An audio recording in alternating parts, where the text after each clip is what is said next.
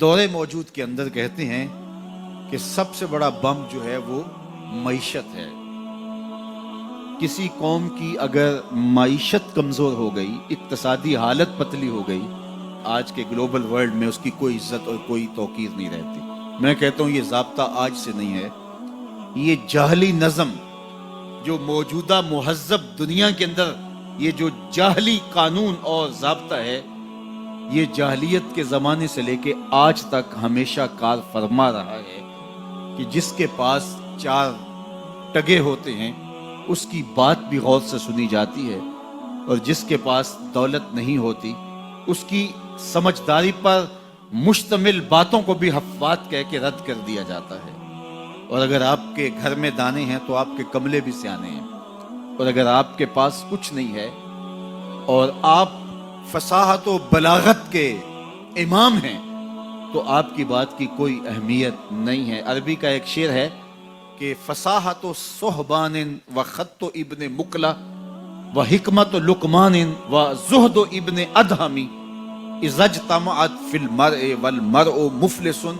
فلیس لہ قدر بمقدار درہمی۔ صحبان جیسی فصاحت ہو، ابن مکلا جیسا خط ہو، ابراہیم ادہم جیسا زہد ہو، اور لقمان جیسی حکمت ہو، اور یہ ساری چیزیں ایک وجود میں جمع کر دی جائیں، یہ ساری خوبیاں ایک شخص میں جمع ہوں، والمرء مفلس، لیکن وہ شخص ہو غریب، فلیس لہ قدر بمقدار درہمی، تو اس کا ایک کوڑی مل نہیں ہے۔ یہ دنیا کا ضابطہ ہے، یہ دنیا کا جھوٹا نظم ہے، اور شروع سے آج تک یہ قانون دنیا کا اندھا قانون کار فرما ہے۔ تو اگر آپ کے پاس دولت نہیں ہے، آپ کی معیشت مضبوط نہیں ہے، آپ اقتصادی حالت کمزور رکھتے ہیں، تو پھر نہ آپ کی بات سنی جائے گی اور نہ آپ کی کوئی توقیر ہوگی۔ اقوام عالم کے اندر اپنے آپ کو کھڑا کرنے کے لیے اپنی اقتصادی حالت آپ کو بہتر کرنی ہوگی، اور اقتصادی حالت بہتر کیسے ہوگی؟ دیانت اور سچائی کے ساتھ اگر آپ بڑھیں گے تو آپ کو رستے نصیب ہوتے چلے جائیں گے، اللہ آپ کی مدد کرے گا، اللہ آپ کی نصرت کرے گا۔ دیانت کے ساتھ اور سچائی کے ساتھ جو قومیں آگے بڑھی ہیں، وہ قومیں کافر بھی ہوں تو انہیں راستے ملے ہیں، اور دیانت اور سچائی کو جن قوموں نے چھوڑا ہے، چاہے وہ تہجد گزار بھی ہوں، انہوں نے راستے مسدود پائے ہیں، راستے بند پائے ہیں۔ اس لیے یہ اللہ کا ضابطہ ہے، اللہ کا قانون ہے کہ اللہ جل شانہ اپنے طے شدہ اصولوں سے انحراف نہیں کرتا۔ تو اگر ہم چاہتے ہیں کہ ہم آگے بڑھیں تو ہم سب کو دیانت کے ساتھ، سچائی کے ساتھ آگے بڑھنا ہوگا۔ جن قوموں کے اندر خیانت آ جاتی ہے، وہ خیانت کسی بھی رنگ اور کسی بھی روپ میں ہو، وہ قومیں کبھی بھی آگے نہیں بڑھ سکتی، وہ قومیں پیچھے رہ جاتی ہیں۔